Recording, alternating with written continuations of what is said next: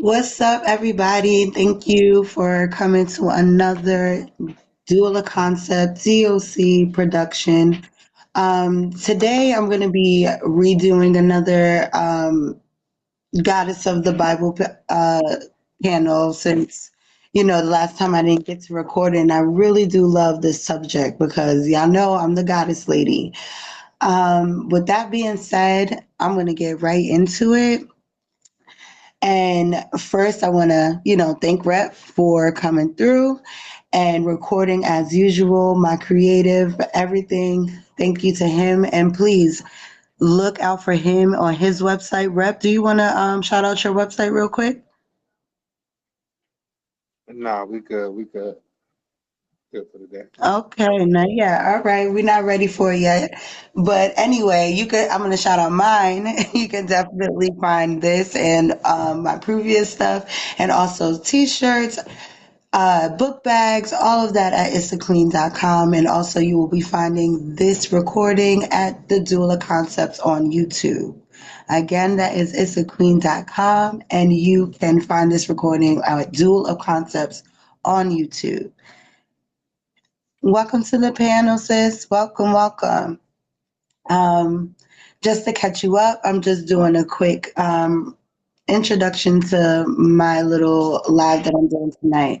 So tonight I'm going to be talking about the hidden goddesses of the Bible. A lot of the times people know Lilith, um, and for some strange reason we kind of confuse her with the actual goddess because Lilith is the actual demon. But we'll talk about that later. But a lot of the times we kind of like see these little things happening in the Bible that don't necessarily make sense, but it would make sense if you kind of go into the history of these stories, if you go into the histories of the people and the surrounding areas. So, this presentation is basically just talking about those goddesses that kind of get swept under the rug, but it's still there in the text. Um, with that being said, I am going to be starting with Asherah. Asherah is the queen of heaven, sometimes confused with Lilith, who is not a queen at all. Well, she is a queen, but not the queen of heaven. And she is, welcome, Minnie, welcome, welcome, everybody. As y'all coming in, hello, hello, hello. Please feel free to come up. Um, and join in the conversation. Whenever y'all need me to stop, I'm down with a quick. What's up, Kiss? Everybody, everybody. So, with that being said, we're going to start with Asherah, and she's a deity of the ancient Near East. She's a powerful symbol of creation, fertility, and the nurturing forces of life. She's first found in the Ugaritic text unearthed in 1929 in Ras Shamra. She was celebrated across the vast culture landscape from the Hittites to Mesopotamia to Syria, Arabia, like Israel, all over. Like she was it girl. Um, she's known as the Lady of the Steppe. Her presence is on the borders and epics, embodying the essential of maternal creativity and sustenance. As the consort, she's a consort of El, the supreme god of the Canaanite deity. She bore 70 divine offspring that populated the mythology. And one thing about these deities, all 70 of them, uh, we kind of forget that during this time, the deity kind of ruled over the city that you lived in. And it becomes for example, you have El and Asherah, who are the parent deities, and then you'll have Baal, who is the storm god, a fertility god as well. um, he would be the patron god of Beirut, of Mount Lebanon, Mount Tabor, Mount Carmel. Yam, the god of the sea. You have Mat, the god of death and the underworld. You have Shapeth, the goddess of the sun, often associated with justice and order. You have Rasheth, a god of plague and war. You have Astarte, or Ashtart.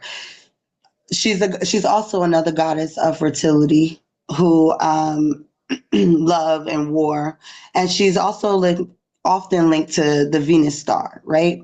And you kind of see these deities kind of be linked to the same things because most of the time these deities are being explained by the cosmos, right? They're looking up at the stars, they're seeing a shift, they're putting certain characteristics to these deities. They're looking at our environment. They're seeing how the seasons grow, how the agriculture grows, and they're paying homage by putting spirits to it. And that's what a lot of these people are doing, right? So just to name off a couple more, you have Shahar, the god of dawn. You have Shalem, the god of dusk, and you have Sedek, the god of justice and righteousness, right? And within all of these deities kind of, like I said, they play their role into the culture. So, just a little history on that. So back to Asherah. She's also highly revered in Mesopotamia as Asheratu or Asheratum, where she appeared as a consort of Amaru, the Babylonian lord of the mountain. During the first Babylonian dynasty, her titles Mother of the Gods, Lady of the Sea, and She Who Walks on the Sea reflects her dominion over life-giving forces in nature and the natural world and cosmic order. Um, Asherah, the Lady of the Sea and the Tree of Nourishment, basically, is often revered as Lady Atherat of the Sea. You see all of these kind of depictions of her in the oceans, basically. So I want y'all to remember that when we kind of get into the Bible, right? Oh, I'm sorry, y'all. Welcome, welcome, everybody coming in. Let me open up the panel. And if anybody have questions, anybody have something that they wanted to add on or, anything, just feel free to stop me at any point. Yep, you could ignore Hey, that hand. I sis, was just going welcome. to ask you to open up a couple more boxes. Gotcha. Go ahead, God Energy. Side note, because I think it is important to point out the fact that you said Asherah being worshipped alongside Amuru in Babylon, right? Because she's starting off in the Levant in Canaan, and then as you just said with her partnership with Amuru, this is bringing her into Mesopotamia. But how did Asherah move from Canaan and the Levant to Mesopotamia? And it's with the people known as the Amorites, whose chief deity was Amuru, right? Similar to their tribal name. And these Amorites, we know, had their kingdom in Canaan, but they also migrated and eventually ruled in Babylon, bringing the worship of Asherah with them, like the host is talking about. So that Amorite migration is what brings Asherah to Mesopotamia. I thank you for that. Yeah, because that's basically what I was saying in my introduction, how these cultures they're moving, they're constantly meeting with other people and they're trading these stories. So thank you for that. Um, just want to make sure anybody else? No? Okay. So like I was saying, the Lady Asherah, Atheret of the Sea, and symbolically linked to the Tree of Nourishment, um, occupies significant yet often overlooked role in the religious practices of ancient Near East. Evidence of her veneration emerges through inscriptions, artifacts, biblical references that put her connection with both early Israelite worship and the broader Canaanite traditions. The archaeological evidence we have is and anybody please forgive me for the way I pronounce all of this, right? The Lachish Temple, southern Judean foothills. In the ruins, they find inscriptions that says, a present for my lady Alat. This dedication using a title associated with Asherah, El, Alat, would be the feminine form of that. Um,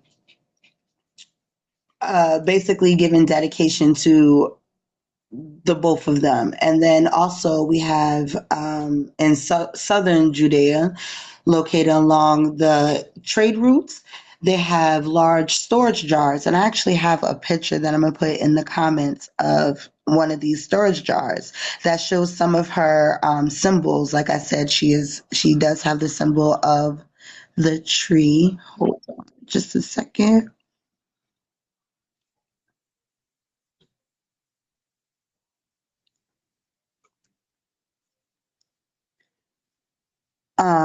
And yeah, she usually has the picture of a tree next to her, animals eating from her. Um, like this.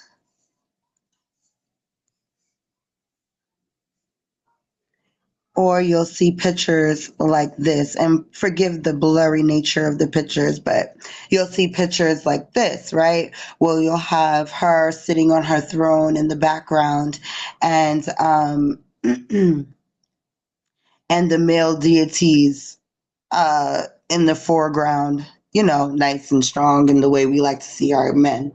But just to see how prominent she was during this time from the people that were actually living and breathing in this time. So the second picture that I showed, it has an inscription that says, I have blessed you by Yahweh of Teman and by his Asherah. May he bless you and keep you, and may he remain with my Lord. And another inscription, I have blessed you by Yahweh of Samaria and by his Asherah. And these discoveries basically suggest that Asherah was considered a divine consort of Yahweh, of El, of just basically moving along with the people. And like I said earlier, when I was saying how a lot of these cities have their own patron deity, these cities will basically borrow this feminine nature into their and make her their queen, whether it's with Baal, whether it's with El, whether it's with I said Baal, El, I'm missing one. Yahweh, duh. Whether it was with Yahweh, they're all having these relationships with her divine nature. So figures and symbols. So like I was saying before, a lot of her symbols are very prominent within the biblical nature, right? We have this, not this one, this as well, because one of her natures is, what's up, Ashley? One of her natures, pretty. Hey, lips. Hey, everybody coming in. One of her natures is the almond tree. That's one of her signifiers as well. And we're going to get into that as well, how the almond tree kind of, takes a prevalent role inside the Bible as well. So you just keep on seeing her, pieces of her, right? So in the Masoretic text, the foundational Hebrew manuscript for modern Bibles was compiled and standardized by Jewish scholars known as the Masoretes, right? Between the 6th and the 10th century CE, these texts underwent careful editing to align with the emerging monotheistic traditions, likely minimizing explicit references to Asherah, right? In contrast to the Septuagint, a Greek translation of the Hebrew scriptures created around the 3rd century BCE for the Hellenistic Jewish communities, often preserved different phrasing and cultural nuances. Comparing these texts highlight like how evolving the theological perspective shaped the portrayal or the omission of Asherah. So back to the Lady of the Sea, the Atherat of the waters, and her dominion of the over the waters. And you kind of find this. Oh, sorry, God Energy. Go right ahead. Nah, no problem, no problem. You was on a roll. The pictures though that you put, right? Those are drawings of artifacts, right? That's primary evidence. So the first picture that you have with the tree there, and then the last picture with the tree, Asherah is definitely associated with those symbols, right? Because in biblical Hebrew and the Semitic language, the word Asherah is also a common noun meaning sacred tree or pole, right? So the iconography there of her being represented as those trees, it's almost like her name is an epithet for those, right? Asherah is a noun that means sacred tree, and then we know Asherah poles as well were used as a cultic item of hers, and Asherah is a noun that means pole. Yes, thank you, thank you. I was definitely going to get into that too a little bit. I'm glad you brought that out. So. Thank you, you guys, for the gifts. I'm sorry, y'all. I'm paying attention to my phone, but not really. So thank you. Please forgive me if I don't say nothing as y'all coming in. Um, with that being said, so yeah, in Genesis, right? The primordial waters, right? And the spirit of God hovering over them echoes Esherah's living and giving role, right? And then we get into now the earth was formless and empty, and darkness was over the surface of the deep, and the spirit of God was hovering over the waters. And it's these, yes, we can see it as, right, all Yahweh. We can absolutely think of it that way. But given, right, where we are in the Near East, given the influences of the Canaanite pantheon, it's kind of hard to it's kind of hard not to see her influence over these first couple of scriptures in the Bible. Also, her connection to the tree of life that's in Genesis, right? Asherah was literally associated with the tree of life, and like God Energy was saying earlier, that her name itself is the meaning, right? And it's a symbol of sustenance, of blessings. The imagery is literally running rampant in the Garden of Eden narrative. Even in the plural language of Genesis 1:26, where he says, let us make man in our image. Here we're literally talking about making the masculine El and the feminine Alat, the El and Asherah, coming together to make both female and male body. And with them two, even those two understood that them two together could only push forward the push forward their line, right? Because El and Asherah creates their own lineage together. So you see these cyclical togetherness, this male, female, masculine, feminine energy coming together to create new life. And it's for me, it's one of those things that are missing, but this is not about me today. Um, with that being said, uh, so and you also see some of her parallels in the Proverbs on women, right? A lot of Asherah's worship and a lot of her temples, around her temples, there's always like weaving and things like that, because she is known to be a goddess of weaving as well. She even has like a story about like stabbing, I believe, Baal with a spindle, a spindle, because of this deep connection with these weaving patterns, right? And even in her temples, the women used to weave to her. So they would literally weave sacred textiles and practice like central, and it was central to the economy, right? It's not just we're just weaving and stuff. We're also feeding the economy and in the market and doing things and contributing to society as we're worshiping these goddesses, right? And you see this in the cult of Asherah in Tanakh, where you find a production center with loom, all types of different loom weights and things like that next to her temples. Also, you have the depiction of a provider, the nurturer, the skilled artisan, all of these things that culminates who she is as a goddess, right? She is a person, well, a goddess that basically pushed El to help Baal in certain stories, right? She is the voice of reason in certain stories as well. So,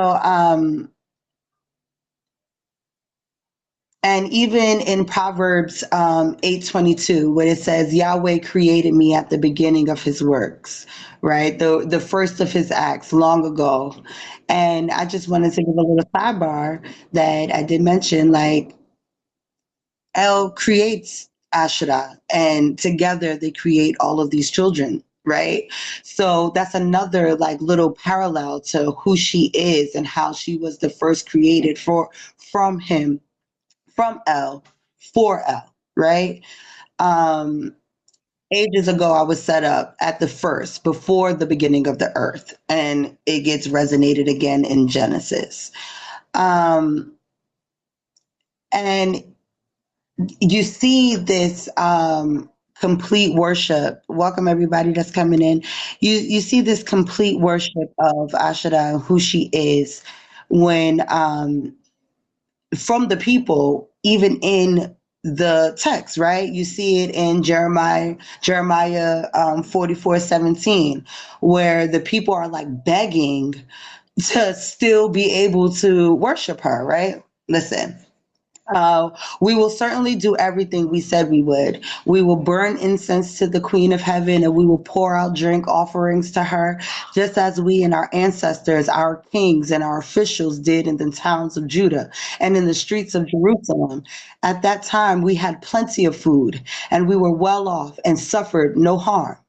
This is what the people are saying, right? So This is I have a not, question. yeah, go ahead. Okay, so my thing is this, and this is the problem I have with a lot of these mythologies. What makes y'all believe that it was just based off of how people connect to nature versus these aren't real deities and real energies that really exist? That's my question. Thank you. So the deities are basically explaining all of that stuff. You have deities that explain the cosmos, you have deities that explain different energies, you have deities that explain the bump in the night. Like they were literally creating these stories to explain what they were seeing. And every different culture, right, has their own reasonings for creating the stories that they created. With these, right, it goes from understanding, and this is a thing of having like the difference between the high priest and the regular people, right? Because a lot of the times you do find people that absolutely understands that it could be the actual deities walking around. And then you also have people that absolutely understands that they're talking about the energy. It really just depends on who you're talking to. But I really feel like in all reality, we're talking about the same damn thing. Whether if you believe they walk the earth or whether, they're just something on the inside of you. The story is the same. The Yeah, Asherah is still trying to teach you how to be a good woman. Asherah is still trying to teach you how to live in your wisdom, whether you believe she was here or not. agreed. Yes, yeah. But yeah, that was a good Thank ass you. question. I Well like said, that. baby. I'm gonna mute back up, but well said. I just wanted to ad lib and be your echo. Go ahead, sister. Nah, that was a good question. I liked it. Go ahead, God Energy. And then I got you, Rep. Thank you, Yeah, everybody, peace. for the gifts. Thank you for the shares. Yeah, and with that power dynamic and talking about Asherah and her role, even when you see like the popularity of Baal coming in the Baal cycle that's found in the Ugaritic text found at Ras Shamra, right? You have a quote that says, Baal has no house like the other gods, no court like Asherah's sons, right? So you see this acknowledgement that these other deities are Asherah's sons. The text could have called them other great gods. The text could have called them mighty ones of whatever, whatever. But the text goes out of its way to proclaim these deities, these mighty entities, as Asherah's sons. As powerful as you are in your own right, regardless of who worships you around the world, you Asherah's baby, right? So I think that's very interesting and telling. Also, when you look, when El commissions Kathor Wahasis to build the temple to Baal, when Baal defeats Yam from the sea, like you were mentioning, Baal's conquest of the sea, um, Baal has to go check with Asherah and get Asherah's blessing for his temple to even be built, right? And at first she wasn't with it, and Baal has to win Asherah over. He has to gain Asherah's favor for her to deem it permissible for his temple to be built, right? So we see the authority and deference that she is given as that queen of heaven, right? So she played a solid role. Absolutely. Loved it. Thank you. Rev, go ahead. I was going to ask, as these mythologies were being developed and understood, was there a growing group of individuals that were naysayers and were in disbelief of what was being espoused, or was it just universally accepted? I hope I'm not jumping too far ahead. You're not jumping too far ahead, but because we are going to kind of get into that a little bit, because literally one of my talking points is that, the rise of the Abraham is the fall of the goddess. Literally my talking point. But with when it comes to seeing where Asherah falls in line, you can literally see the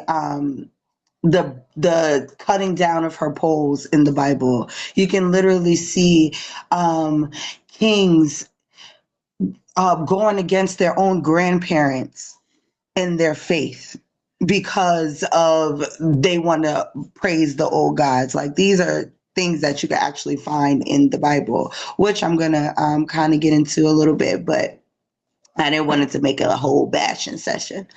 But you do find these kind of things happening in the Bible where they're completely degrading the goddess, right? Welcome, James. How are you? Hey, Okay, so just to catch you up, I'm doing a little panel, an actual build on the goddesses of the Bible, and I have some information that I'm reading now. And if you have any questions, feel free to stop me. If you have anything to add, feel to stop me. But well, I'm gonna say this. Well, mhm. it might sound a little crazy, but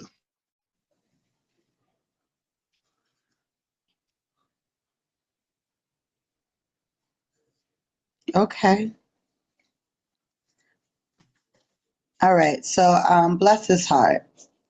Um, we're just gonna keep it moving. With that being said, so yeah, so like starting last year, I stopped believing in oh God. And I'm okay. telling you my Did reason. your I'm I think I'm your telling you Wi-Fi? the reason why Hold I on, stopped honey. believing in God. Hold on, All right, hold on, so hold on, hold on. so all right. I don't know if you heard me say hold on, but I meant that, right? And I said today we're talking about goddesses of the Bible, right? And it's not really dependent on if you believe in God or not. So you're welcome to join, but it's not a personalized conversation about you and your faith tonight. And I thank you. before I move on, did anybody else wanted to like add anything or say anything? And I'm gonna take that. I'm gonna take that as a no. So with that being said, so now like God Energy was saying earlier that her symbol is of a tree, right? And one of her symbols is the almond tree, like I was saying earlier, and it's heavily associated with her. Even the Latin word for almond tree, amygdala, which translates to the Semitic word amagalu, which just means great mother, which God Energy was saying earlier, right? And I'm going to actually put a picture down in the comments because I really wanted to show this little remnant of the Great Mother, right? When we think about the menorah and how the symbol of Asherah and the symbol of the menorah, how greatly they look to one another. And I'm going to put it right here. Give me 1 second.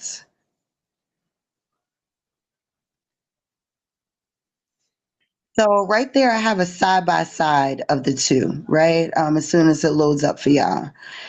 And then here, you actually see her holding what her symbol is, right? And we can obviously see the similarities between these two symbols of faith. It's obviously a remnant of the Great Mother. And a lot of the time, especially when it was coming into this monotheistic, overly patriarchal society, this is what happens. You kind of like lose the divine feminine, even though you kind of still see it. And we kind of hide it under things like wisdom and, all of these funny terms for it. But it's really just as a woman, your divine nature trying to break through. And so like the rep's question earlier, like I said, I was going to kind of get into the rise of the monotheism and the fall of the goddess. And you see this patriarchal religious structure just take oppressive nature over the women's worship.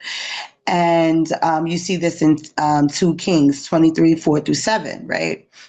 He took the Asherah pole from the temple of the Lord to the, please forgive me, Kidron Valley outside Jerusalem and burned it there. He ground it to powder and scattered the dust over the graves of the common people. He also tore down the quarters of the male shrine prostitutes that were in the temple of the Lord, the quarters where the women did weaving for Asherah. And I just wanted to throw out there really quick, because the term, and for anybody, please correct me, Kadeshem, I believe that's how you pronounce it. It gets mistranslated, right? As male. Kodeshim. Kodeshim. Yeah, Kodeshim. Yes. As male prostitutes, when really it meant sanctified or holy ones. They wasn't actual like male prostitutes. Even though, like, yes, they had sex rituals and things like that nature, but it doesn't necessarily make them prostitutes. Um, So, and with that being said, yes. So during the Josiah reforms, you see the displaced these worshipers and eradicated Asherah's sacred imagery. You see it keep on going within Jeremiah 7:18. The children gather wood, the fathers light the fire, and the women knead the dough and make cakes to offer the Queen of Heaven. They pour out drinks of offerings to other gods to arouse my anger, said Jeremiah in Jeremiah 7:18. These people just minding their business.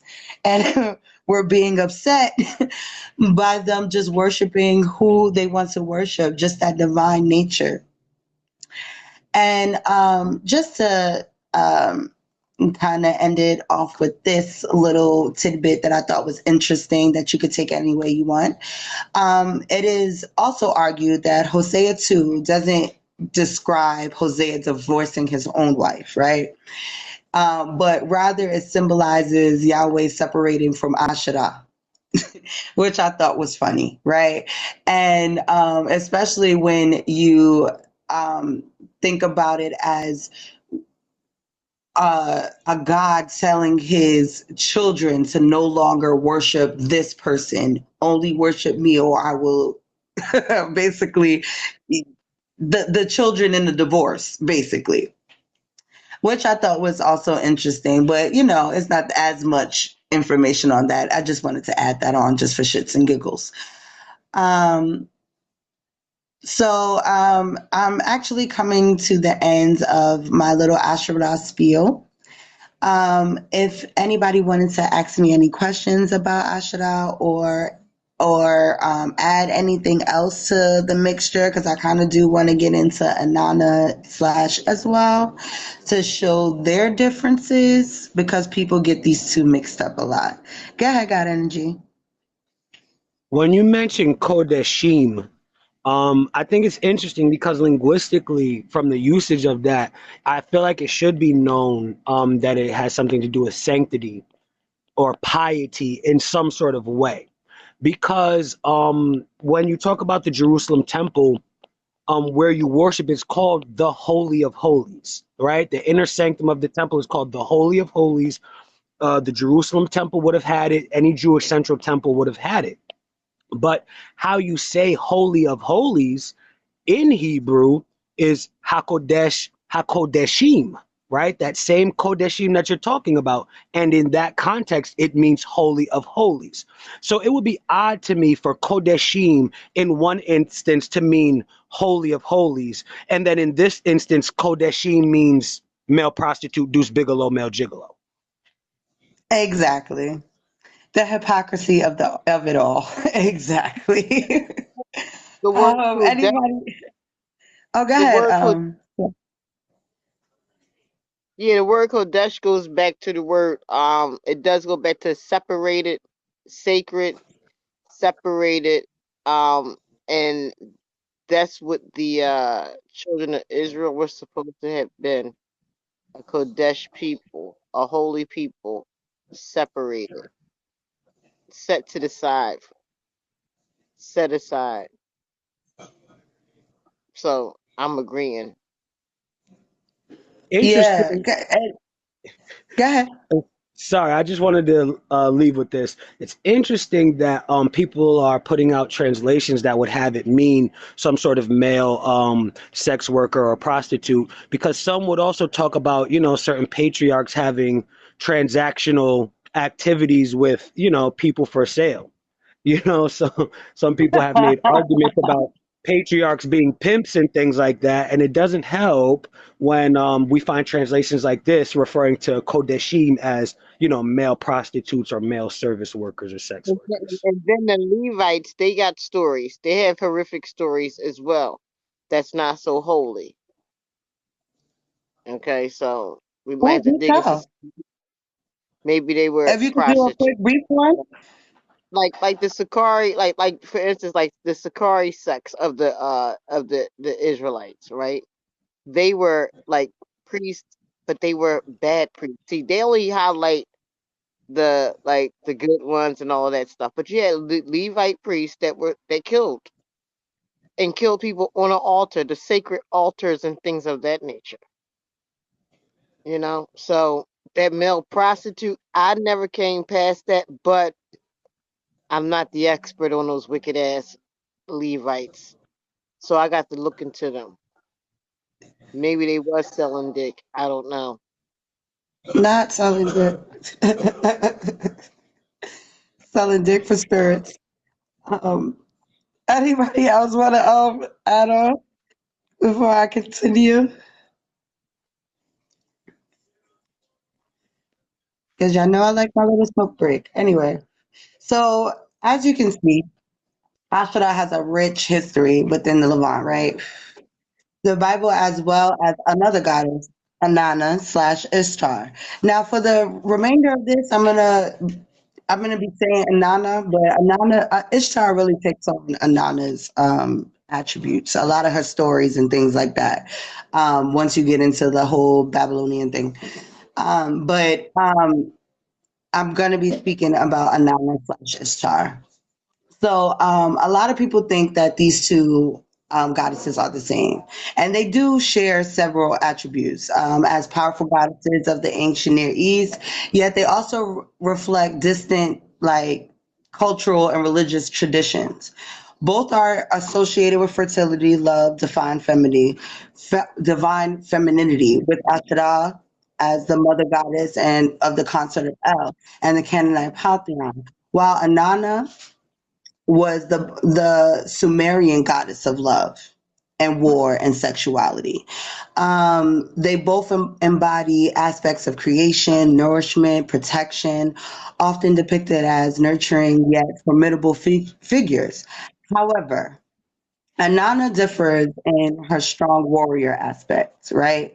Ruling over war and political power, often depicted as a goddess who challenged kinship and ventured into the underworld and things of that nature. Asherah, on the other hand, is more maternal and associated with sacred trees and wisdom and serving and stabilizing force, right? Rather than a figure of conquest like Inanna. While both goddesses were central to the respective cultures, Inanna had a more dualistic nature, embodying both love and destruction, whereas Asherah was primarily a goddess of life, fertility, and protection. Um, Inanna, the Sumerian goddess of love, beauty, fertility, sex, divine law, and political power, is one of the most complex and revered deities in ancient Mesopotamian pantheon. She was born to Nana, the moon god, and Ningal, the goddess of the reeds. She is embodiment of celestial radiance and the heart of all the things that experience emotions. Anana's power extends across the heavens and the earth, ruling over passion, desire, war, and equal measure. She is the sister of Utu, the sun god of justice, who's basically the god of truth and justice. And she's also the sister of Erishkigal, the goddess of the dead, who reigns over the underworld, in a contrast to Inanna. So lust for life and power. She also shares a deep connection with Enki, the god of wisdom. Um, and she actually has a story with him that we're gonna get into. So she's depicted as a winged goddess in armor. Inanna is a warrior deity, like I said before, fierce in battle and relentless in her ambition. She wields the rod of power, which is a scepter, which is a tool basically that does the measuring and judging of people and law and power. Um, she's beautiful, intoxicating. She's ruled by her emotions. She's young. She's impulsive. She's constantly seeking to expand her influence, her authority, right? So already we can see the absolute difference between these two deities, right? To her followers, she's a protector of the cities and her people, leading them into battle. She has bonds with passion and fertility, the sustaining life. She represents eternal balance between love and conflict, sex and war, creation and destruction, make her one of the most dynamic and revered, right? She wasn't only the goddess of Sumeria, I'm sorry, she was also the divine patroness of Mesopotamian kings. So basically, the kings of Mesopotamia used to come to her for guidance. And she used to grant them protection and favor and legitimacy. Rulers saw her blessings, believing that her success and governance in battle depended on her divine will. Among her greatest devotees was the Sargon of Akkad, the legendary founder of the Akkadian Empire, who credited Inanna with his rise to power. Through her strength and her guidance, he conquered vast territories, uniting Mesopotamia under his rule. The widespread reverence for Inanna was for her daughter, right? From his daughter, Edhu, I'm sorry, Enhidwana, who is the daughter of Sargon of Akkad, and she is the first named author in history. So if you ever looking up, the first writer in history is this woman, Endwana, from Samaria. She's known as a priestess of Inanna. She wrote the hymn. She's the author of the hymns, the exaltation of Inanna, the elevated of goddess statue across the region, right? And basically, this reinforced her rule. Inanna has two husbands reflected, right? Reflecting her dual nature. We have Tammuz, the god of agriculture, shepherds, fertility. He represents the cycle of life and decay and rebirth, mirroring the seasonal changes of Earth. His death and return each year symbolizes the balance and abundance of loss. And we're going to talk about that story a little bit later. In contrast to her other husband, Zabiba. Zabiba, the god of war, embodies the power of battle, conquest, the divine justice. Together, Zabiba and Inanna personify the duality of war. She is furious storm, the ruthless strategist, while he is the unyielding strength, the hardening steel of battle. And here again, you see these dualities between the masculine and the feminine nature of these deities, because back then that was the balance of it all. I wasn't paying attention, so I don't know if anybody raised their hand, speak now, or forever hold your peace. No, no, no. Yes, God energy. The goddesses be having the husbands. Absolutely. Um, so, um, so they rule over warfare. So let's get into some of the myths that kind of mirror a lot of these stories. And this is the part that I really love doing because I love the mythologies, right? And the first one we're going to talk about is the myth of young Inanna and the Huluppu tree. And this shares a lot of parallels with the biblical story of the Garden of Eden, particularly in the themes of the divine authority, the serpent, the symbolism, and all of that stuff, right? And the feminine power. So before Inanna could fully control her abilities, this is her still young and impulsive. Um, she she finds this tree that she deems beautiful. She wants to make a throne out of it. So she takes it to her sacred garden. And in her sacred garden, as she's, nurturing the tree and loving on this tree, um, she gets three intruders. We have a serpent at the roots. We have Anzu, a celestial bird in the branches. And we have Lilith, a primordial she demon in its trunks. When Inanna, despite her divine status, she was unable to drive them out. So she just cried in frustration.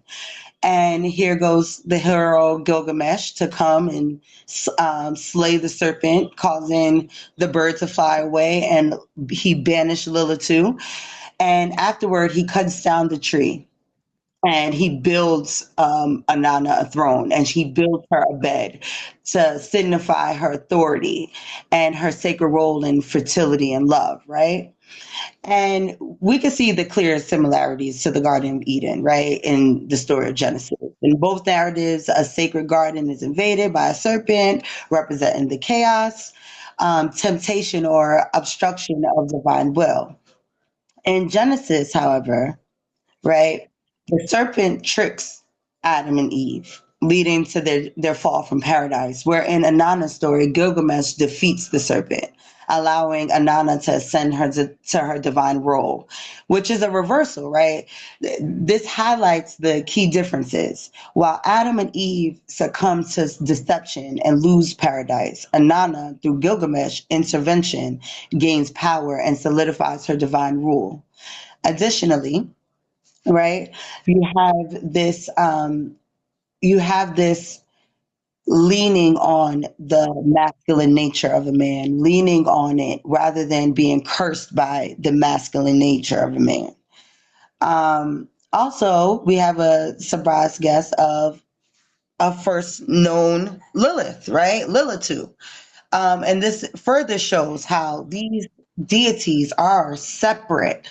You have Asherah, you have Inanna, completely separate. You have Lilith entering this story.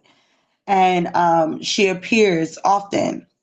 And all of this gets linked to, Adam's rebellious first wife that we'll talk about a little bit later. With that being said, right, I'm going to have to take 5 minutes to do some mommy things. Hey, sister, how are you doing? Rep, can we pause the recording here? And can y'all give me 5 minutes to do a mommy thing? Please feel free to speak on what you have heard if you dare. Ask any questions you would like, but I'll be right back. I'm so sorry.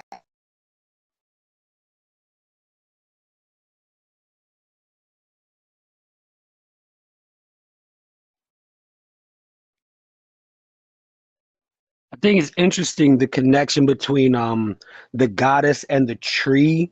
Even when we were talking about Asherah, right? She's greatly associated with the tree. Um, Asherah is a Hebrew word, a Hebrew noun that can be used to mean sacred tree. But now that we switched over to Inanna, dealing with Mesopotamia, the myth that the host was just getting into is a myth about Inanna and a tree as well. So this motif, this archetype from the Levant with Asherah and her sacred tree, all the way to Mesopotamia and Inanna and her story about the tree, you could see there's this motif in the ancient Semitic world in general about the goddess and a tree. So I think it makes a lot of sense, and it explains a lot as to what we see in the Bible when we see one of the most famous stories about a woman and a tree, being Eve and the tree of knowledge of good and evil. That's a good point. What I was going to ask was regarding the warlike and known for war goddesses. What are some of the epic battles that were alluded to in their historical references? And what were the meanings behind some of them? If known, this literature is obviously not my center point or what I'm proficient in, but just interested in if any of the epic battles that these warlike entities, what was symbolic about them. Yeah, Yeah, and so, go okay. ahead. Sorry. No, go ahead. No, I was just about to say I'm gonna let Issa Queen get into most of this and things like that. But like she said earlier, a lot has to do with the elements and nature. You would see these deities being the embodiment of some sort of natural force, almost as a symbology for your battle with the forces of nature in various ways.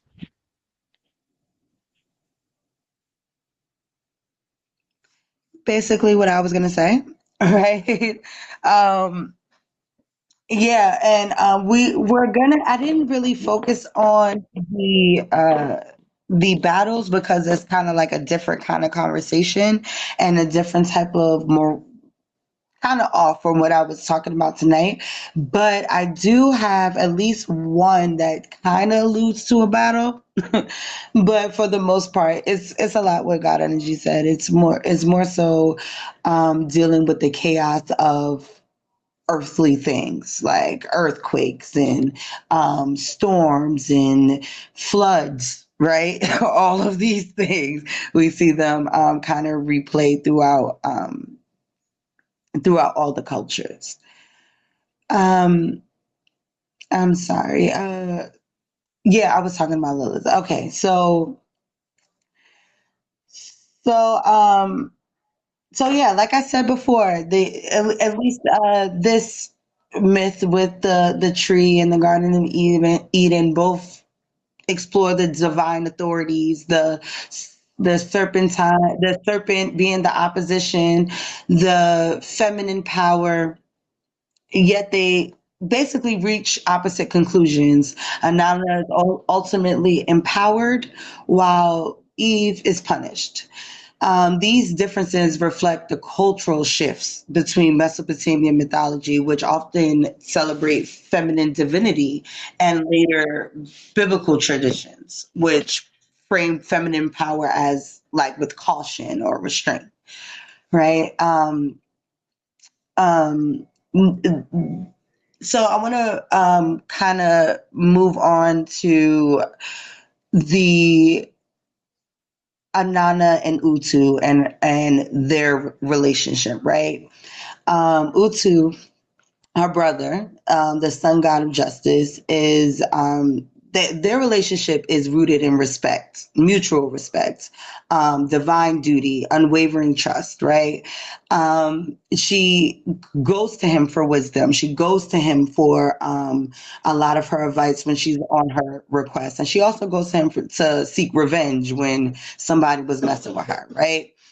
And one of their most profound myths is tells of young Inanna before she becomes the goddess of sex. Um, she she goes on a journey to the underworld to eat the fruit of knowledge from the tree of life, and she wants to learn the secrets of sexuality. Rather than trying to stop her or shame her, Utu accompanies her. He takes her willingly. He supports her through the journey under his protection. And Inanna eats from the sacred fruit, and she gains the wisdom of sex and desire, and she emerges as the goddess of love, passion, and fertility. And I know y'all hear again the similarities in the Garden of Eden again, right? But again, these two stories lead to vastly different outcomes. Inanna is aided by her male consort. He's she's led with love, right, and trust in her male figure, and to find her divine purpose, to find this information. While Eve, of course, is punished and she's blamed, and she doesn't really receive any support from Adam within that story. And the contrast of these two stories is basically one, Inanna is getting, once again, getting empowered, getting understanding, getting freedom with her masculine counterpart, rather than being controlled or under condemnation with Eve and her Yeah, masculine counterpart. this is these women gonna speak, bro. This And is hold on, whoa, hold on, brother. I don't know if you know, but this is a presentation. That means I talk and you listen. So if you're not into that, the X button's at the top right. Anyway, so finding her sexuality with her masculine rather than being shamed. And I find this story very interesting because in a lot of the stories in cultures, you find people going into the underworld, going to these forbidden places, and you get all of these obstacles, all of these kind of things that you got to go through to get there.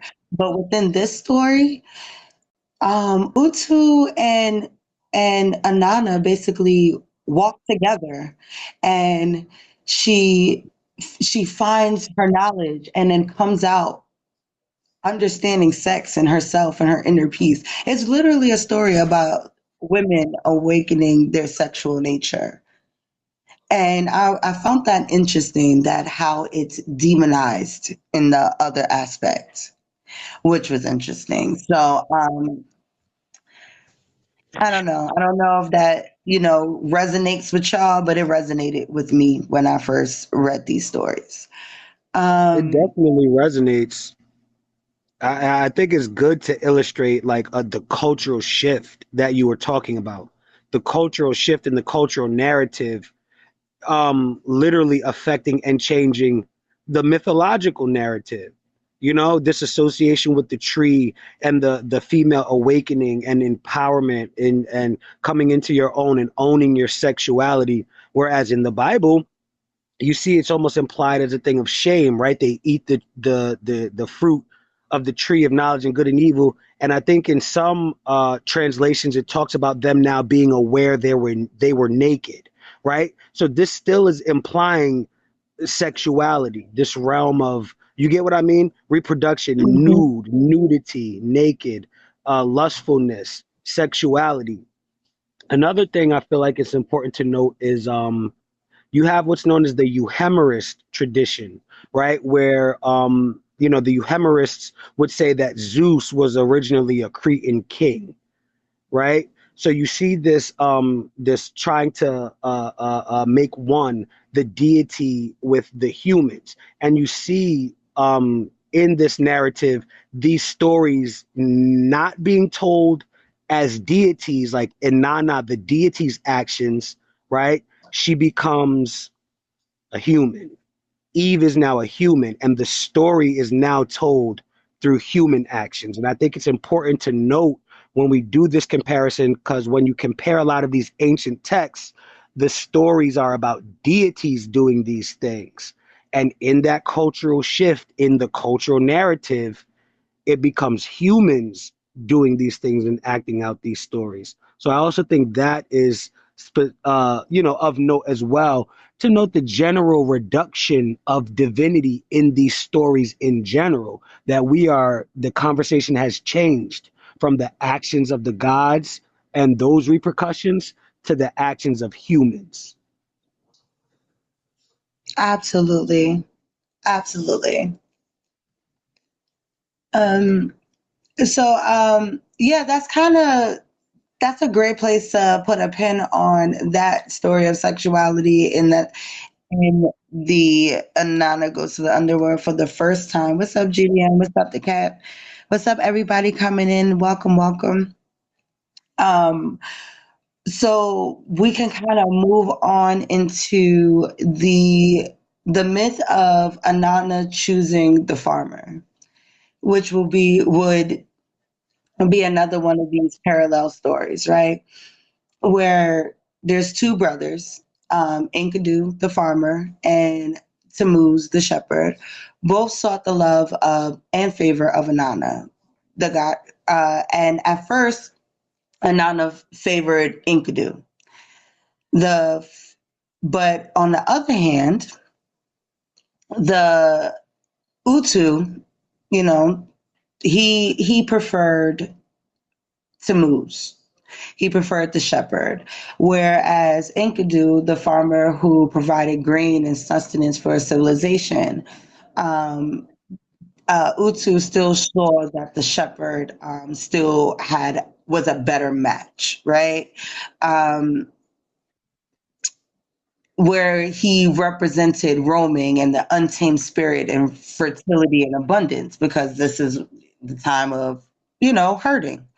Um, Ultimately, Anana ends up choosing Tammuz, and over time, I'm sorry, Anana ends up choosing Tammuz over Enkidu, and over time, the tension between these two brothers actually gets resolved. Right? They come to resolve. They're no longer at war over this woman, and they don't live happily ever after or whatever. But they still, they're cool. And obviously another parallel to another biblical story, the story of Cain and Abel. And in both myths, two brothers compete for the divine favor, which is Inanna. Like the god becomes the deciding force, Utu. Utu ends up um, giving his favor to the shepherd, the shepherd, or Abel, or, Tammuz, while the farmer, Enkidu, or Cain, is left without it. However, the endings of these two stories are drastically different again. In the Sumerian version, Enkidu does not react in that jealous, violent rage and kills his brother. He actually reconciles with his brother. The story celebrating peace and unity and acceptance between two men. In contrast to the Bible, where Cain, overcome with envy and rage, ends up murdering his brother, leading to curse and exile. Um, it's like it was once a story of brotherly love and understanding, ends up turning into a story of, killing one another. And it's this violent nature that you kind of gets perpetuated within there. So yeah, so basically it was a short story. It wasn't much, but I just wanted to put that out there because, like I said, it's all of these comparisons to how they end the story. What's the moral ending to this story? And that's where these stories drastically different, and that's where the energies of these stories are different. Go ahead, God Energy. So I would say like these mythologies, like the older mythologies, the Mesopotamian mythologies, the ones about Inanna and Enkidu and Tammuz and Utu, it seems like they have a more um positive message. They're trying to teach you through highlighting the good things. Like, oh, yo, AI can be used for this and it could help us automate this thing and it could further artistic expression. And then the Old Testament comes along and it's making you view the world through consequential thinking, right? Not inspiring Thank you to be you. good by looking at the good things that'll come out from these actions. The Bible is like making you think about consequential thinking. You killed your brother, you get exiled, you're cursed. And that's kind of like me with the AI thing. Like, listen, AI is bad. It's going to do this. It's going to create Terminators. And you know what I mean?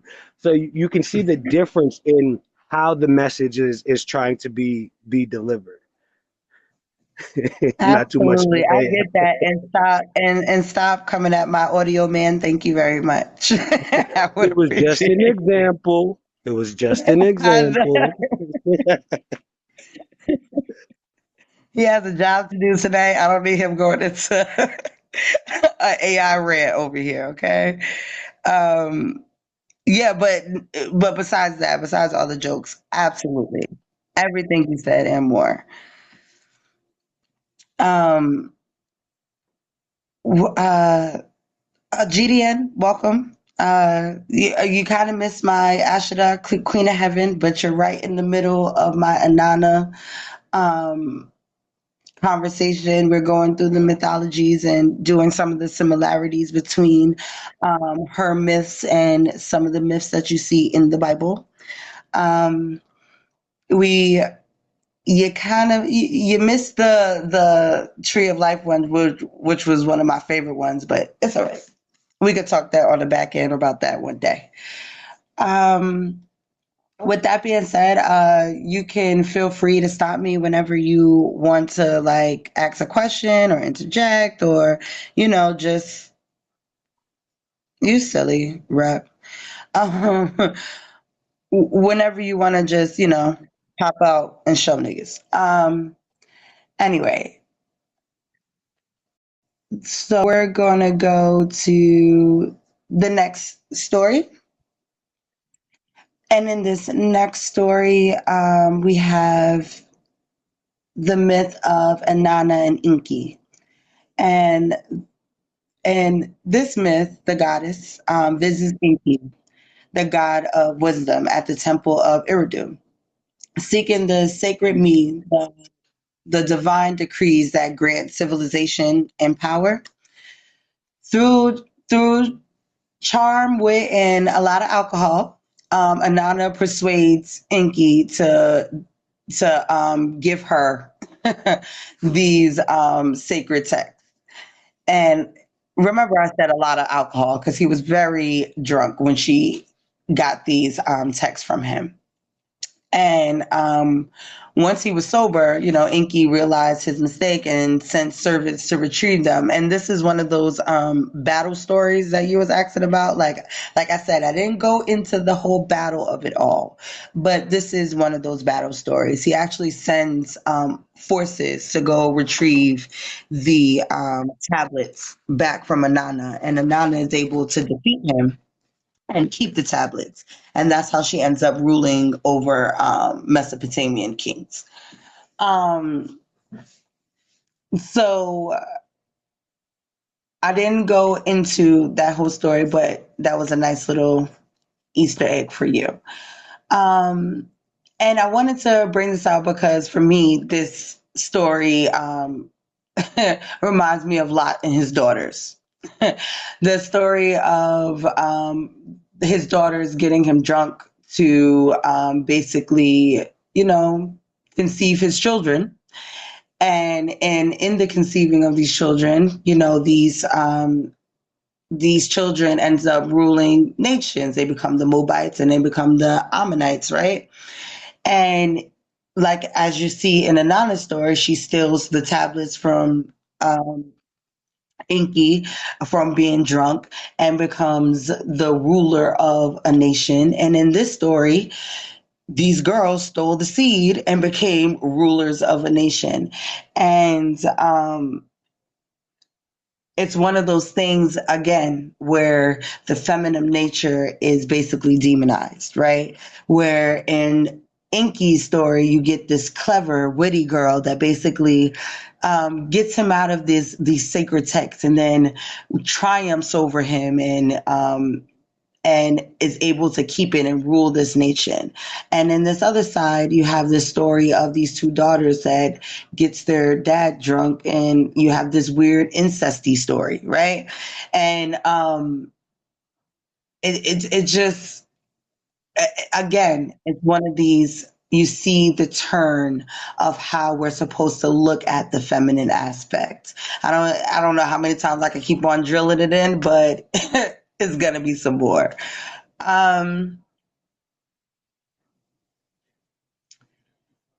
Also, we get into the descent into the underworld and the parallels to the Book of Esther. And Inanna's descent into the underworld, she goes on a journey to increase her influence. She instructs her loyal servant to mourn her for these 3 days, have everyone mourn her for these 3 days if she doesn't come back. And as Inanna passes through the 7 gates, she's supposed to strip her garments, her jewels, her divine power, symbolizing vulnerability and sacrifices to get true wisdom and transformation.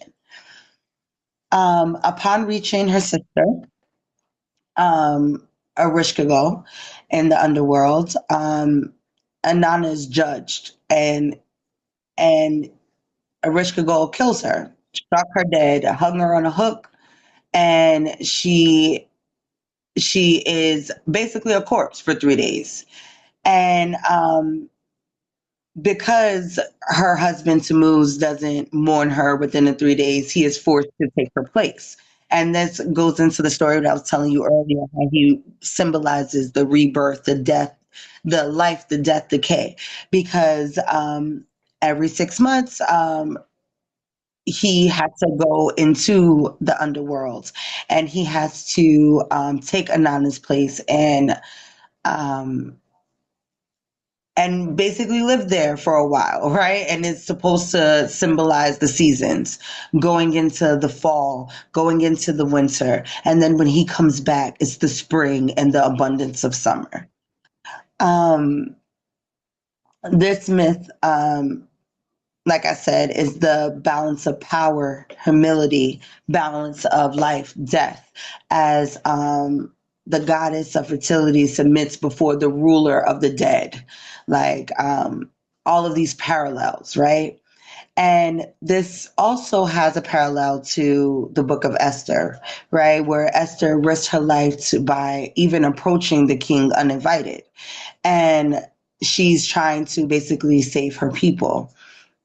Like Inanna, she sacrifices her authority before Erishkigal. Esther shows total submission before the king, casting her own security for the purpose. Both of them face death. And in both stories, another figure is sacrificed in place of the heroine, the woman in the story. Tammuz is taken to the underworld while Haman is executed instead of the Jews, right? You get the same parallels happening here. And then you also see like the remnants of this story in the festivals, right? Out of the story of the descent into the underworld, we have the Tammuz festival.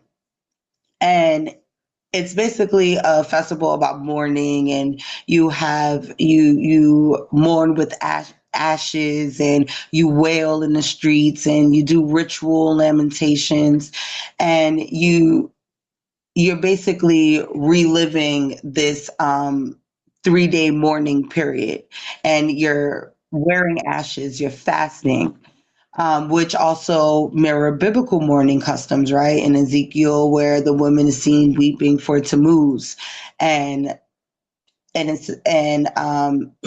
in Esther, the Jewish people, the way they respond to Haman's degree is with fasting, with wailing, with covering themselves in ashes. You see this similarity again showing up, right? And in this 3-day period is another profound link between the two stories. Inanna is dead for 3 days before the returning to life, and Esther and her people fast for 3 days before she risks everything to appear before the king. Both stories conclude in celebratory festivals. You have the mourning of Tammuz turns into the rituals of renewal, while Purim transforms fasting into joyous feasting, right?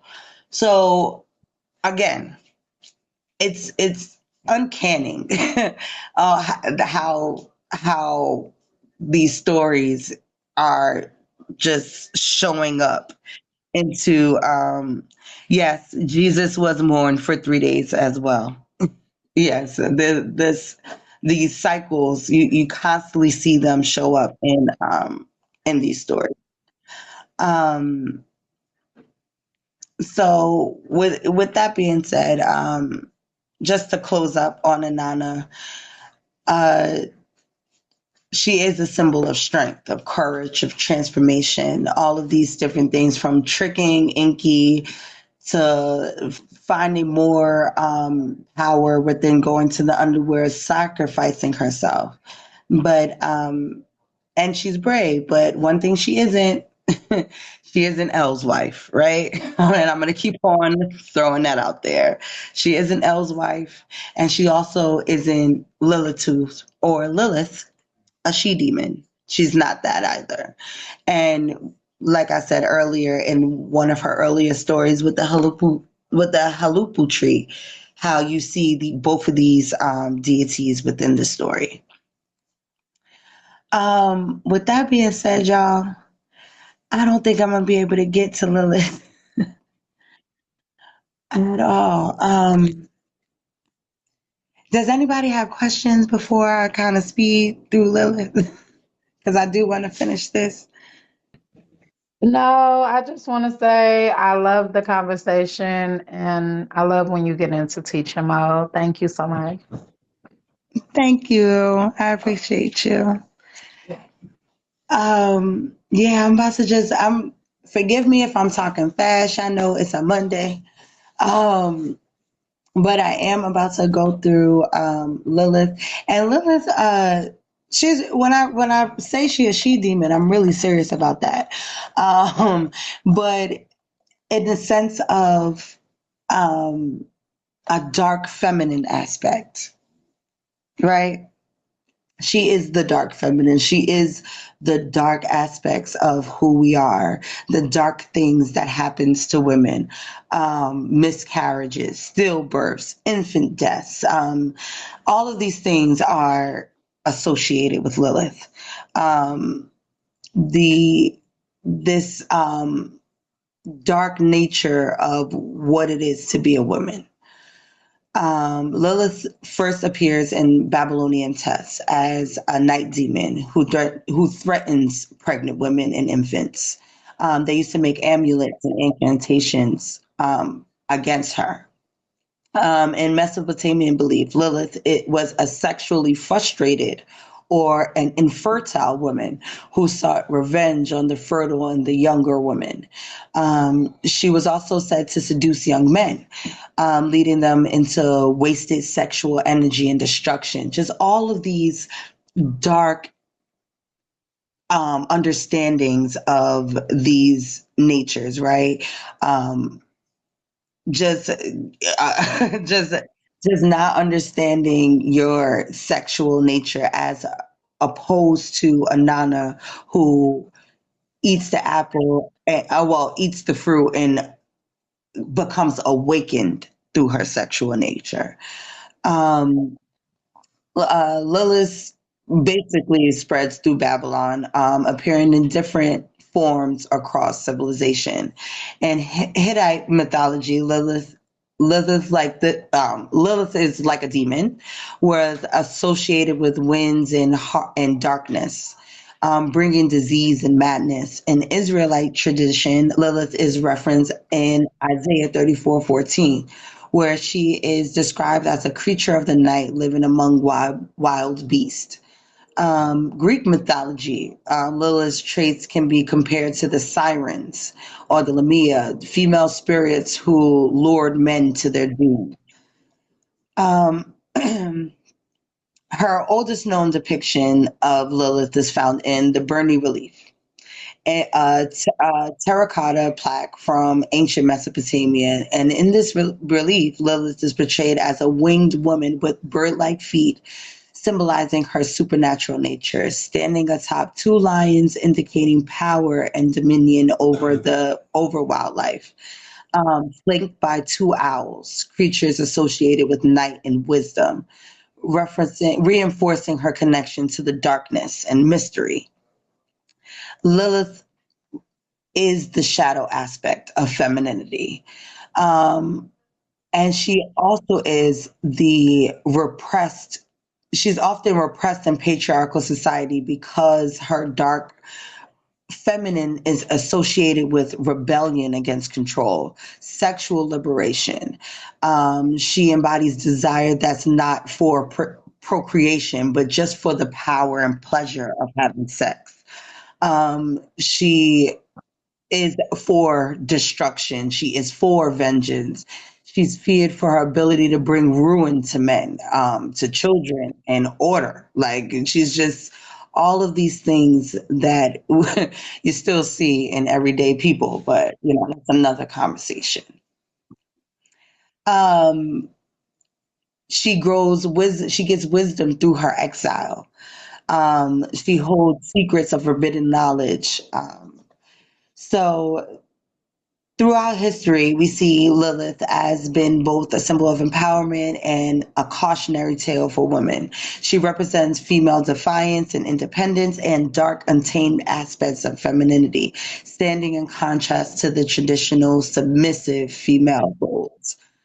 Seen in many ancient cultures, her story has evolved across different civilizations, from Babylonian demonology to Jewish mysticism, where she's seen as either a powerful, self-governing woman or a dangerous seductress or destroyer. One of the early versions of Lilith's defiance is, like I mentioned earlier, with Inanna's story in the Huluppu tree, where Gilgamesh sends her flying off. And you actually see this reinforced in the Bible, right?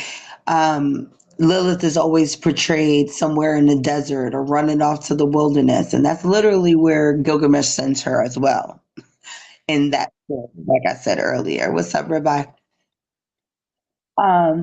Thank you for the gifts. Um, in the alphabet of Ben Sira, which is written around 10th century BC, I'm sorry, 10th century CE, and which is interesting because Lilith becoming Adam's wife didn't come until way later. That's later stuff. Like I said, 10th century, 10th century CE, where Lilith is pursued by Adam. I'm sorry, Lilith is Adam's first wife. First, both are born from the earth, molded from the earth together.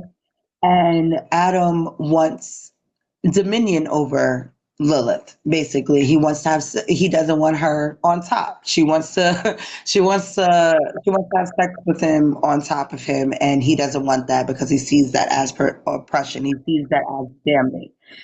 And because of this, he tries to get God to force her into m- making her yield to him, and she runs away. And she not only runs away, but God sends angels after her, and she refuses God and the angels and becomes a wild woman of the forest, which I love to call her. Um, which is interesting because you don't have many people doing that and surviving when it comes to these kind of narratives. So again, reinforcing her dark feminine energy, this freedom energy. Another version is this androgynous nature, where Lilith and Adam are both one, and they're separated through through God's will separates them, and they become man and woman. And from there, Adam then get has his rib taken away to create Eve. And Lilith plays this jealous, evil role towards Eve, where Lilith, actually tricks Eve. But that's just a story that's lesser known, so we can kind of move on from there. Um, so, however, you kind of slice it, you kind of still see Lilith in this wild nature. Isaiah 34:14, where wildcats shall meet hyenas, goat demons shall call to each other. There too, Lilith shall rise, repose, and a fine place to rest, right? And then you'll hear her being called as a screeching owl or things or some type of nocturnal bird. These are all remnants of her. Um, and basically she stands for the dark mother, a seductress, a wandering spirit. She is reflected in female autonomy, power, rebellion, all of these kind of expressive natures of women.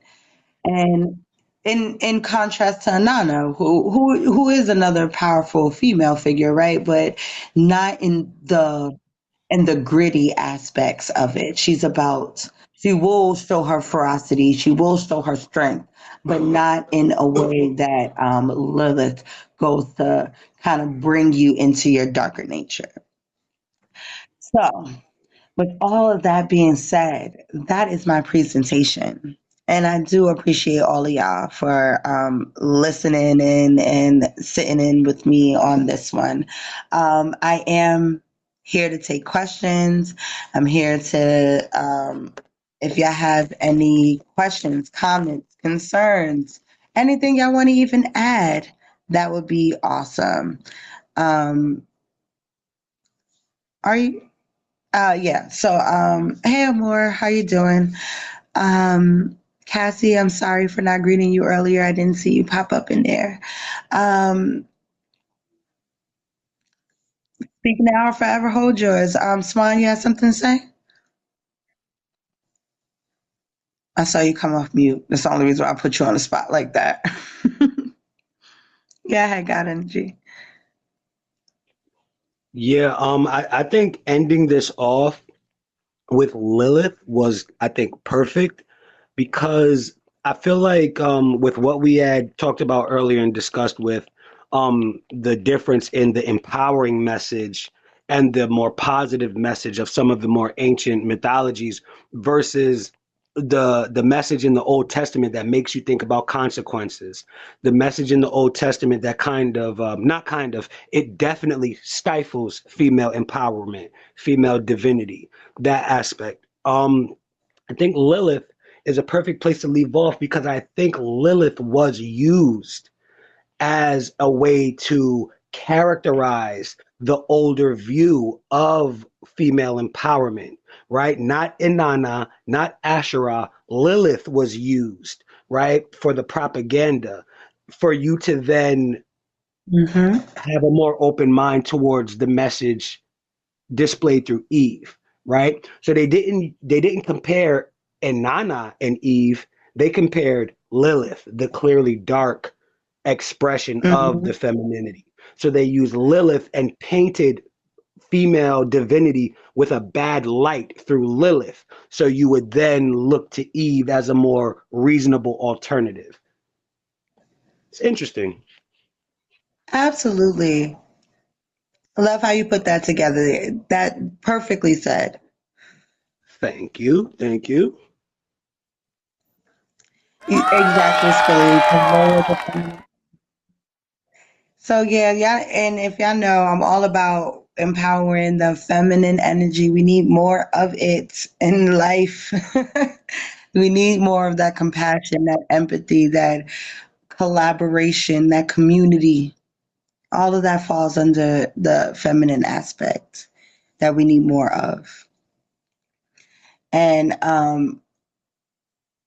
reading certain things and not necessarily understanding or even going into the history of certain things, you don't if you just start at the Bible, you don't necessarily get all of these different forms of women, all these different forms of femininity.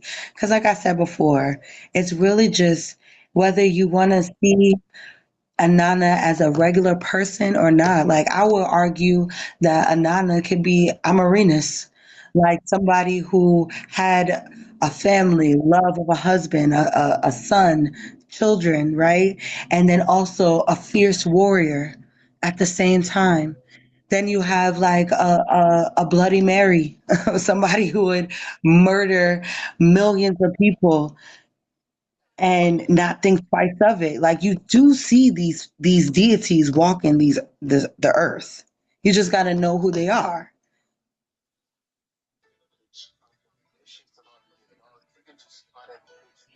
Welcome back, GDM. You missed it. Oh, Zoe, shalom, shalom, shalom. I heard somebody say something about Eve. Like, Yeah, we was just talking about her. yeah, I heard you say like they try to paint Eve like they use Lilith. Well, how can I say this? Like, Wait, archetype, hold on, really and try quickly. to paint Eve that way. But Wait, hold on, Eve, real quick. I could have God Energy repeat what he said, and then you could respond to what right? he actually said. Yeah, because That's what he Yeah. said. not He said, actually, brother, it's kind of not what I said. So I would love to just reiterate it for you, so we could just all be on the same page. I actually was implying that Eve and Lilith are meant to be perceived completely differently, right? In that the story that you find with Eve is about, the relationship of woman to this tree as well, which is an archetype that you get from Asherah and her sacred tree. I believe the almond tree, Issa Queen said. And then you got Inanna with the, what was the name of the tree, Issa Queen? The tree of I life saw and the Huluppu tree. The Huluppu The tree. Huluppu tree. So GDN, this is what the recap was, because you missed the build about Asherah. And that's what I was commenting on. That when you see stories about Asherah and Inanna and dealing with these trees, especially Inanna and the Huluppu tree, it's about Inanna's awakening and self empowerment, sexual empowerment in relation to this tree and this fruit, right? So when the reader is reading about Inanna, the female reader is meant to be empowered coming into her sexuality, maybe a pubescent girl who, is having all these feelings and changes and things like that, or even women that, are just trying to find self empowerment, right? The stories of Inanna there are meant for that.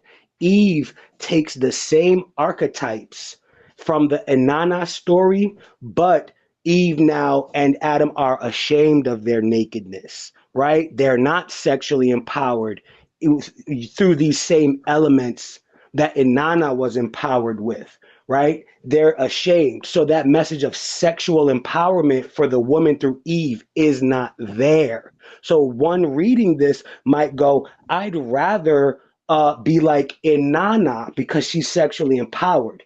This is where Lilith comes into play because it is Lilith that is juxtaposed against Eve, not Inanna. And I feel like specifically Lilith was juxtaposed against Eve because Lilith represents the dark mother, the dark aspects of femininity, the dark aspects of female sexuality. So I feel like the Bible specifically chose Lilith to say Eve is not like that because anyone would think Lilith is bad. So for you to accept Eve more, they use Lilith as the comparison because no one probably would choose Lilith over Eve. Lilith is bad. But if you would have compared Inanna with Eve, people might have chose Inanna because her story is about empowerment. So I feel like the Bible authors purposely chose Lilith Right. to compare to Eve because you would have to be a bad person in your soul to choose Lilith over Eve, and most people don't want to be that. Right. So where in the Bible that it compares Lilith to Eve? It doesn't. So that's what I'm saying. You saying that, but the Bible doesn't attempt to compare Eve to Lilith or to make her look better than Lilith or to Inanna. Eve is a woman. She is a woman made from the man. That's it. That's all. She's made for the man so they can cohabit the earth and produce life and live in righteousness. That's what Eve was created for. That's Eve in the Bible.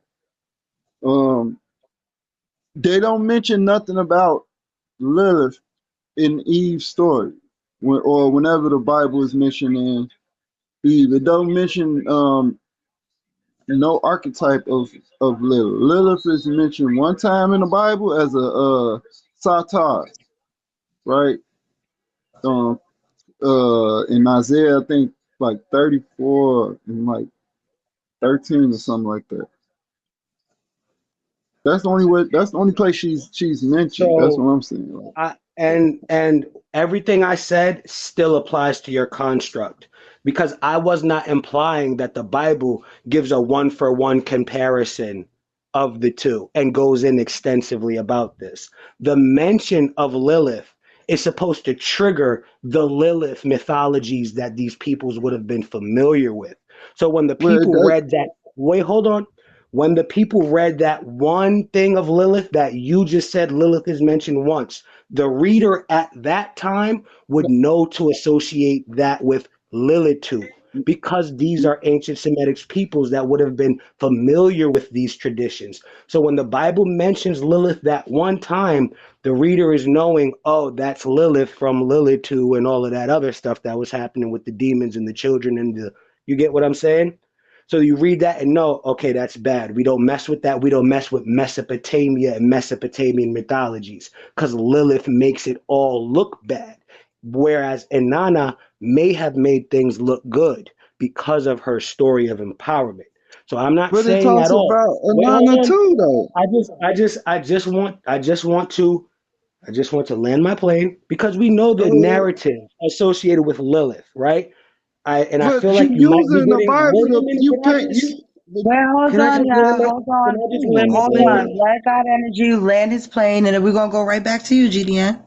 Got And you. I Go also ahead. don't mean to upset you either, right? Because I know this probably might make you feel like they coming at the Bible over there, but we're not. I'm not trying to come at the Bible or anything, right? Is just analyzing all these texts, right? So what I'm saying is these peoples were playing up on the fact that Lilith has a bad name, mentioning her and giving you a better choice in Eve, right? All these other comparisons are there. Eve is dealing with a tree. Eve is dealing with nakedness. Inanna is dealing with a tree. Inanna is dealing with her sexuality involving nakedness. So these archetypes are there. But the main point is when you see the story get told in Mesopotamia, it has one message. But when you see that archetype and story get told through the Bible, it has a slightly different message.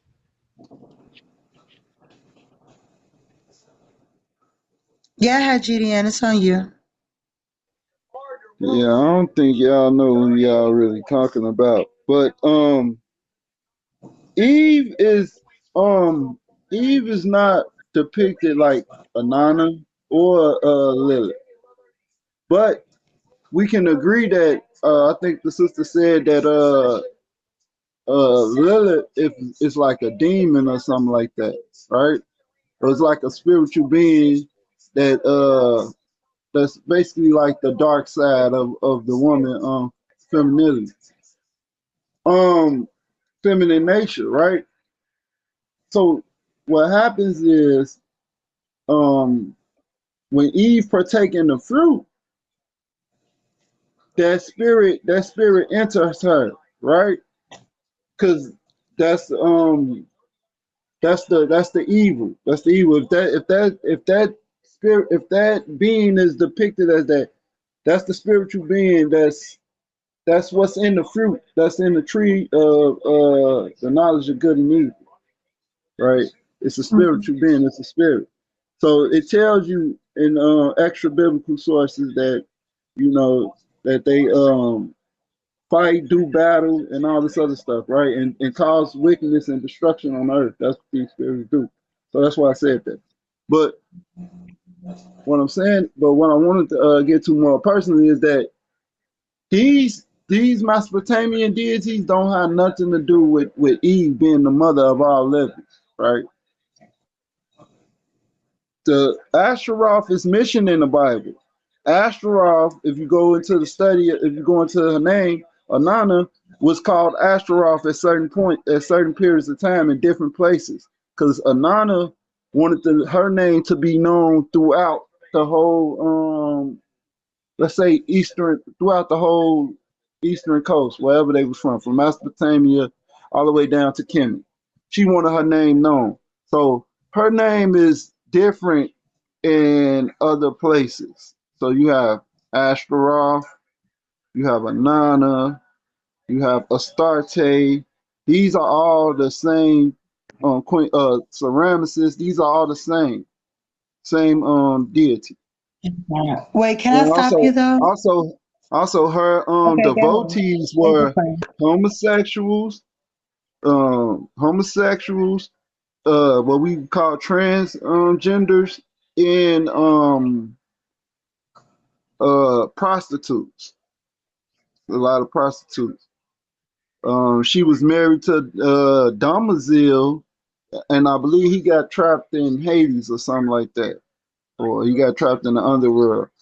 And but it's a lot. It's like her anonymous stuff. It's a lot that goes into it. But yeah, I land right there. I know I kind of went into it like for the last like 2 hours, but to see, this is a thing when people, and most of my presentation was basically talking about the stark differences between these goddesses to show people how they're different, right? And Asherah and Nana, even though it can be interchangeable in some places, they're not the same deity, because there's certain aspects of Asherah that Anana doesn't have, and vice versa, right? Asherah is never known to be the goddess of war. She's never known to be that, but Inanna is. She's known to be the goddess of love and war. Inanna is not known to have children. Asherah is known to have 70. Inanna, right? She's known to have parents, right? She's born of oh goodness. She's born of the reed goddess and the god of the moon. I can't Ningel and Nan. Nana. Yeah, Nana. Born of those two, right? Where Asherah is created through El, right? So it's all of these differences that you have between these two that you have to respect because, one deity is older than the other. And as far as the story of Eve and how it's completely different from Inanna, and this is where the story of Inanna and Utu comes in, right? Utu takes her to the underworld to eat from the eat the fruit of knowledge from the tree of life. How is that different from what you're talking about in the Garden of Eden, just from that alone, right? And then she actually eats from the fruit, and he's there, and she learns of her sexuality. While as in the Bible, Eve eats from the fruits and gives Adam some, and they're shamed and they understand their nakedness and all this other stuff. Obviously, these two stories are talking about sexuality. Obviously, these two stories are mirroring each other. They just have different outcomes. Go ahead, God Energy. Yeah, Pisha, that was a great breakdown and recap. I wish GDM was here from the beginning, to get all the information. So, because I know he probably would have had a lot more to say, and we could have had like a really, really nice in-depth build. But with the information that Issa Queen just gave out, pointing out that Inanna and Asherah have different genealogies, so to speak, right? Mythological genealogies, divine genealogies. They belong to completely different pantheons, right? The parentage that Inanna is associated with, her two parents, you do not find in the Levantine pantheon where you find Asherah, right? So Asherah and Inanna literally have different mythological genealogies. They literally have different qualities, right? They are literally a part of two different separate pantheons of two separate civilizations. So, just with that little time taken to get the details and the recap, it's clear here that the host, Issa Queen, in no way does not know who she's talking about, right? In no way do we not know who we're talking about or what we're talking about here. And actually, with that information, the inverse would actually be implied here.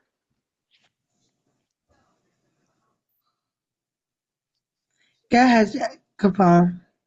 So I just want to show where I got my information from. So so this is in the Encyclopedia of World Mythology, right? Say, and this is Inanna, right? And it says, for Inanna, see at Ishtar. They're showing that they're the same deity right there. For Ishtar, it says alternate names Inanna and Astarte, right? Appears in Semitic myths. The daughter of Sin and Shamash, like you said. So it says, in the ancient Near East, Ishtar was an important and widely worshipped mother goddess for many Semitic people. The Sumerians called her name Anana, pronounced Inanna. And other groups in the Near East referred to her as Astarte, pronounced Astarte. And then it goes into, what you was just saying about the war. And matter of fact, let me read this. Says as a mother figure, she was considered the mother of the gods and humans. as well as the creator of all earthly beings. In this role, she grieved over human sorrows and served as a protector of marriage and motherhood. People also worship Ishtar or Inanna as a goddess of love and fertility. The more destructive side of Ishtar nature emerged primarily in the connection with war and storms. So that's what you was just talking about, right? So it says as a warrior goddess. Another thing you mentioned. It's the light is So on top of peace, that brother. refrigerator. So peace, brother GD and Capone. Thank you for reading that. It actually defeated your purpose because we were specifically comparing Asherah and Inanna, and your source mentioned No, popular Semitic and Mesopotamian goddesses that are not Asherah. I heard Astarte, I heard Ishtar, I heard Inanna, but this conversation is about the comparison, or the point of contention here is that Inanna and Asherah are the same person, and the source you brought up to prove that did not mention Asherah not one time. But I understand your premise and where you're coming from, but that site from the Encyclopedia of Mythologies didn't mention Asherah once.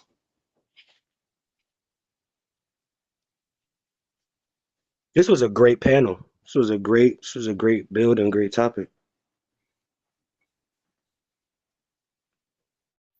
Thank you. I appreciate you. Um, yeah, and it's a common misconception to kind of lump all of these goddesses into one because we don't learn about them at all. Like it's not even on some people's radars to read about them. But go ahead, Capone. No, so what happens is, so you have the um so you have the Sumerians, and then you have, What's up, you? say, like after them, but in the same area, you'll have the Hittites, or like the Assyrians, or the Babylonians, and then after them will be the Assyrians. So they had different, as their language developed, they had different names for these deities or these goddesses. So it's not, and sometimes things get added to their legend. Um, Also, a lot of times you get synchronization or synchronism, where they synchronize a story from another and to add on to the legend of the goddesses. Like for instance, with like in Egypt, you have Amen, and you had the god Ra, and then you had the god Amen. But then they synchronized them and made Amen Ra. You see what I'm saying? So that's just a practice that these cultures, these civilization of people will they will do throughout time, or like sometimes things get lost, and just I'm from the land, just to like especially when they brought in like trade and start interacting with other people, they would synchronize their deities so it wouldn't be no conflict. And I yield right there. I mean, God, was you ready to sing again? I don't know if I Yeah, missed it. Okay, go yeah. ahead. I'm gonna go after you. Yo, that syncretism that he brought up is important, and we've mentioned that. GDN throughout this, the host definitely has mentioned the syncretism, right? The mixing of mythologies, the lending and borrowing of ideas, the movement of peoples that would have fostered this. So your point about the syncretism was fully acknowledged, right? Nobody's arguing you there, and we can completely agree on that. But just to get into a little bit of the details, right? We know about Baal and El and Asherah and Anat and Kirta and a lot of these Canaanite mythologies because of the Ugaritic text, right? The Ugaritic texts that were found up in Ugarit or Ra Shamra, right? That are the texts, uh, you know, depicting the Canaanite mythologies of different deities. So in this book here, Stories from Ancient Canaan by Michael David Coogan, they talk about the Ugaritic text. So it says 3 female deities appear regularly in the stories translated here: Anat, Asherah, and Astarte, right? So we see Asherah and Astarte are 2 different deities, just like Asherah and Inanna are 2 different deities, just like Astarte and Inanna are 2 different deities. 3 female deities appear regularly in the stories translated here. He's talking about the Ugaritic text. Right? None of them have major roles in the myths for Ugaritic theology, like Ugaritic society was patriarchal. Asherah is El's consort and hence the mother of the gods. She is sometimes identified with Astarte. Big shout out to GDN right here, right? None of them have major roles in the myths, right? Asherah, El's consort, is sometimes identified with Astarte. And Astarte is the least mentioned of the 3, right? So when you analyze these texts, you do see Asherah and Astarte being separate deities, while everyone fully acknowledges exactly what you came up and said. They become associated as the same person as time goes on. But when you look at the details, when you analyze the stories, when you look at the pantheons in their mythological genealogy, we see Asherah, Astarte, and Inanna are all separate deities, all separate goddesses with their own separate genealogies and lineages, even though syncretism happens, like you said, and then they overlap. Yeah, absolutely. So I'm glad you said all that so I could cut what I was going to say short. And I wanted to make a distinction between earth mothers and goddesses, right? And we don't necessarily make that distinction because mothers are primordial and like primordial beings, universal.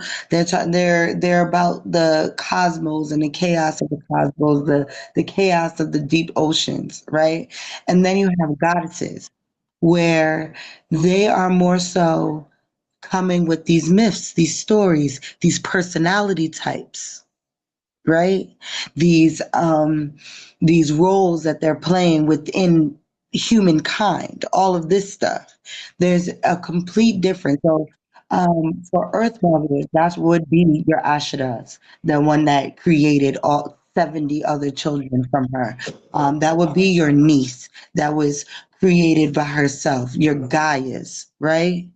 And then you'll have your Athenas, your Heras, your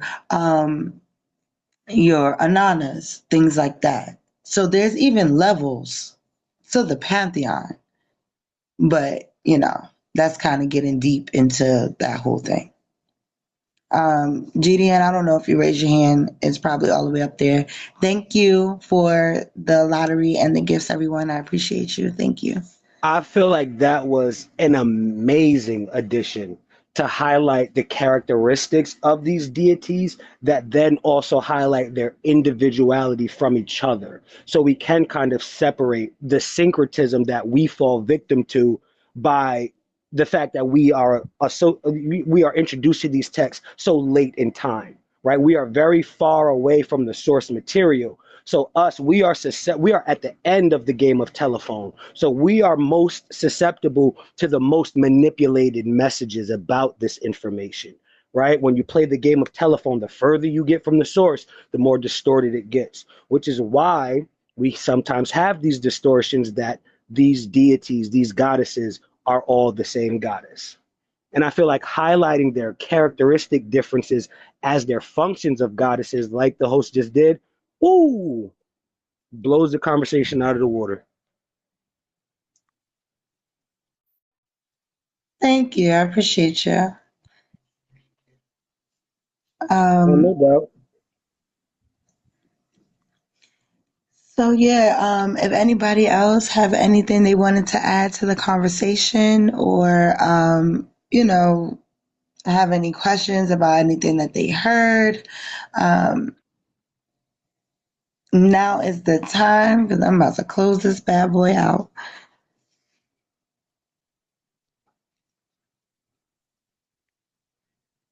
I'm gonna take that as a no, y'all. So, with that being said, I appreciate y'all again for coming through. GDN, you gotta come a little bit earlier so we can really have a conversation about the information because you always come at the end where you don't necessarily get to have like the whole conversation. What up, Lady Mom? Um, so we can definitely have a back and forth about it because it does get confusing because of the overlap and this territory taking over that territory and all of that other extra, you know? So, but with that being said, again, this is going to be on the Duel of Concepts YouTube page. Please like, share, subscribe to the Duel of Concept YouTube page. Again, you can find me at the itsaqueen.com. You can also find me here. I will be doing more builds. I do debates, all of those things, all of those little fun things. Again, I would like to thank Rep for recording and my flyers and just being all around awesome. And with that being said, I am tired, so I am closing this out. Again, thank you, my sisters, for always coming out to support me. Love y'all. Y'all already know what it is. I don't even need to be said. Appreciate y'all. Thank you, God Energy, for coming through with the information that I forgot or just throwing it out before I got there. It was really cool and fun.